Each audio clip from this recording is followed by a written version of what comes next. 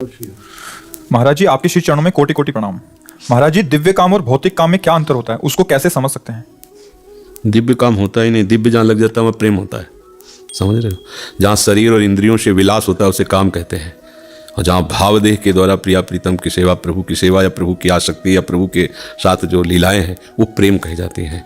जो शरीर संबंध से होती है उसे काम कहते हैं, जिसमें इंद्रियों और शरीर का होता है। जो भाव में होता है वो दिव्य प्रेम होता है। जैसे प्रिया प्रीतम की सेवा में या श्री कृष्ण का मिलन इस शरीर से थोड़ी होता है। इस शरीर का विस्मरण करके भजन के प्रताप से जब भावदेह की प्राप्ति होती है, जिसे चिदानंद देह कहते हैं, और चिदानंद विकार रहित होता है। चिदानंद में देह तुम्हारी विगत विकार जान अधिकारी।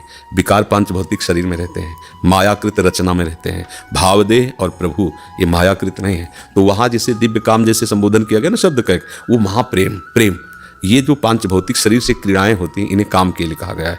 और जो महाप्रेम रस है, तो चिदानंद देह में रक्त मांस मज्जा अस्थि ये सब धातुएं नहीं है, तो वहाँ ये विकार भी नहीं है। समझ पा रहे? पर अब जैसे अपने लोग प्रकृति राज्य के हैं ना, तो हमारी भावना में केवल उतनी पावर है कि इसके ज़्यादा हम सोच ही नहीं सकते हैं, इससे ज़्यादा उड़ान भर ही नहीं सकती बुद्धि। तो भजन के बल से पहले ये प्राकृतिक बुद्धि का परिवर्तन हो। हमारी बुद्धि अभी गुणों के अंदर है, सतोगुण रजोगुण तमोगुण, तो तीन गुणों से रचित माया से ज़्यादा वो सोच नहीं सकती, उसकी सामर्थ्य नहीं, क्योंकि माया जो त्रिगुण रचना की है उतने में वो कल्पना, उतने में विचार, उतने में वो सोच सकती। इसके आगे जो भागवतिक रस है जिसे दिव्य कहा जाता है वो त्रिगुणातीत है। अब त्रिगुणातीत रस इस बुद्धि में असंभव। अब इस बुद्धि को भजन के प्रताप से त्रिगुणातीत करके उस रस में लगा। अब वहाँ की जो बात है उसे अगर काम भी कहा जाएगा तो महाप्रेम है। वहाँ काम शब्द यहाँ है। अगर वहाँ जैसे भागवत में है गोपीजनों के रास रस विलास में काम शब्द का प्रयोग, वो प्रेम ही है। यहाँ जो प्रेम कहा जाता है ना वो काम ही है, वो प्रेम नहीं है। वहाँ जो काम शब्द कहा जाता है वो प्रेम ही है, शुद्ध प्रेम। शुद्ध प्रेम तनिक भी मिलावट नहीं प्रकृति की मिलावट में गंदगी है। जैसे प्रकृति जन्य यही है, पर भाव में पवित्रता होने के कारण काम की गंध नहीं।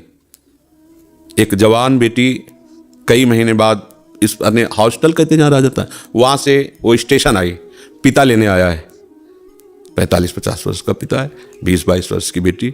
दौड़ करके वैसे गले लगे और अपनी बेटी गले लगा के माथा सूंघ रहा है, चूम रहा है। दूसरा आदमी जिसके मन में मलिनता है वो क्या देखेगा?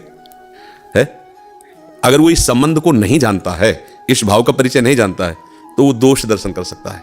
तो पर जवान शरीर है, स्त्री शरीर जवान है, गले लगा रहा है, चूम रहा है, पर किंचन मात्र विकार नहीं है। क्यों? क्योंकि उसका भाव है। कौन सा भाव? वात्सल्य, मेरा बच्चा। वो तो कोई राक्षस ही होगा जहां भाव ऐसे बिगड़े। एक प्रकृतिजन्य शुद्ध भाव में कितनी निर्विकारता है। जिन अंगों के देखने से भाव बिगड़ जाता है, नर्स उन्हीं अंगों की रोज सेवा कर रही। ऑपरेशन हुआ उसकी सेवा, क्या उसको काम आ जाएगा? क्या भाव है, ये मरीज है और मुझे सेवा करना इसका परम धर्म है, वहां कहीं विकार नहीं आएगा। छोटे छोटे आप प्रकृति राज्य में देखो, जहां थोड़ी सी शुद्धता भाव की हुई तो वहां विकार का प्रवेश नहीं होता। तो चिदानंद राज्य में भला इस विकार का कहीं प्रवेश हो सकता है क्या?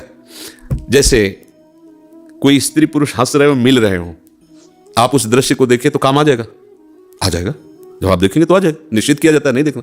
लेकिन आपका बेटे का ब्याह हुआ हो और नई बहू, नया बेटा, आप स्वयं सब उसकी व्यवस्था किए और दोनों बैठे बात कर रहे हैं, हंस रहे हैं, गले लग रहे हैं, तो आपको विकार आ जाएगा?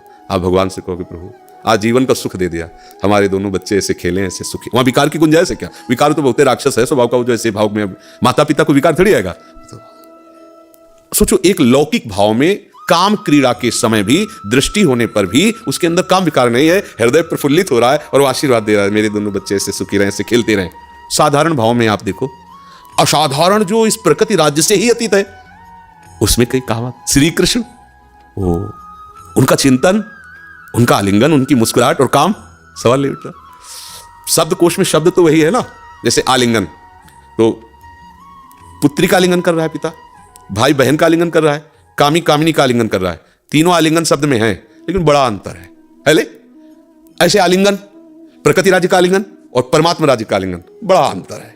पर अब जब हमारे अंदर वो पावर नहीं है, परमात्मा चिंतन की वृत्ति नहीं है, तो हमको लगेगा कि आलिंगन शब्द मतलब वो इसी राज्य में विचरण करेगा। इसलिए काम और दिव्य काम वो महाप्रेम है और ये मलिन वासना है। ये इंद्रियों जन्य मलिन वासना की क्रीड़ा है और वो दिव्य प्रेम पवित्र प्रभु के प्रति जो वो पवित्र प्रेम है।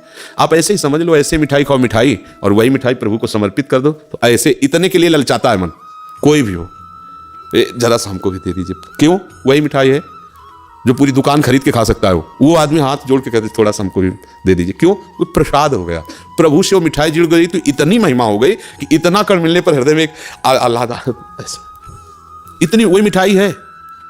और वो मिठाई और प्रसाद मिठाई में बहुत अंतर हो गया, भाव बदल गया ना। अब आप इसी से अनुमान लगाइए कि शब्दकोश इधर के ही हैं, लेकिन जब वो उधर गए शब्दकोश, वो शब्द दिव्य हो गए, और इधर आए तो सब मलिन हो गए। ये अंतर समझ पा रहे हैं आप? जैसे अंधकार और तेज, ऐसे ही काम और दिव्य काम में अंतर है।